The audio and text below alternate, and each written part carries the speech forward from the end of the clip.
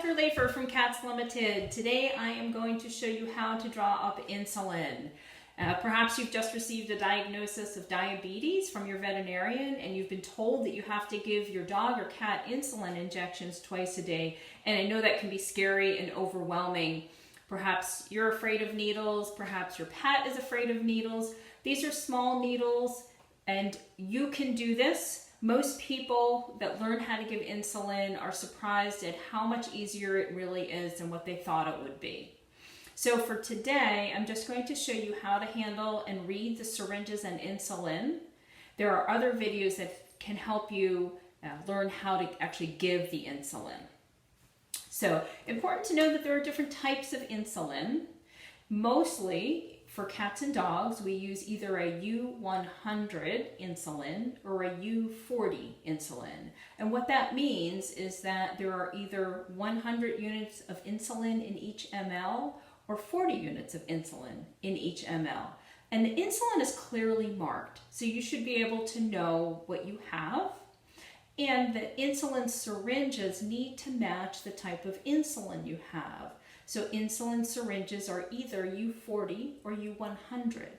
For today's demonstration, I have U100 insulin and U100 syringes. So this is the insulin I'm going to show you. It is Lantus insulin, which is an insulin that many people use. Perhaps some of you use it yourself.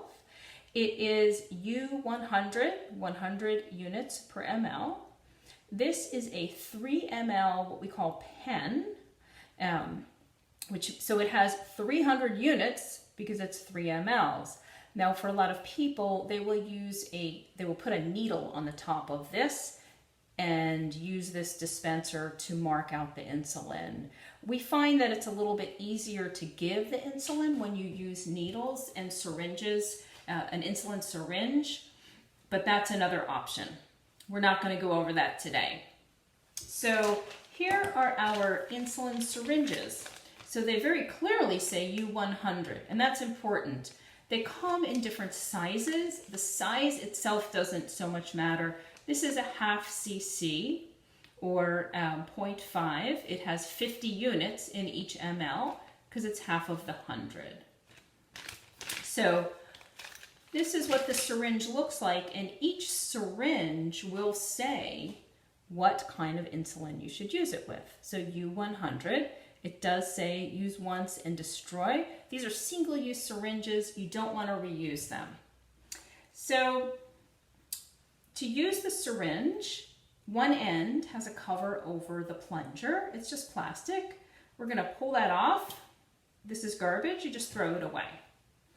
This end has the cover over the needle. And if you look at the syringe, there's a little bit of air in it. And you can see numbers, excuse me, you can see numbers 10, 15, 20, 25. We want to stay far away from those numbers. Most cats get between 2 and 4 units twice a day, but what your cat gets depends on what it needs and what your veterinarian prescribes. So we're going to push the air out of the syringe to start with an empty syringe. The end of this pen has a little gray rubber stopper, and that is our bullseye for putting the needle in. If you have a bottle of insulin, it might look like this. See that little circle? Anywhere in there will get you your insulin. So we're going to take the cap very carefully off the needle and syringe. This is sharp. Try not to stick yourself. If you do, it's pretty little. It won't hurt too much. But if you do, get rid of this and get a clean one. You don't want to put a dirty needle into your sterile insulin. We're going to aim for that gray bullseye, just like that. We're going to turn it upside down in case there's any air in here, or if you're using a bottle, there will definitely be air. You want the air to go up because we want the liquid. That's the insulin. Then we're going to draw back more than we probably need and push it up. That first big line is actually the 0. So right there is 2 units. If your pet needs 2 units, that's how much you're going to give. It's a very small amount. We're going to pull that out. The liquid stays in because of our rubber stopper. And we're going to put the cap back on the needle and syringe. Once you give the insulin, again, this is a single-use needle and syringe. You should have a container at home that is a safe puncture-proof container to dispose of this. We typically use these Red Sharps containers because they're red. That's why we call them Red Sharps containers. You'll probably have a smaller one at home.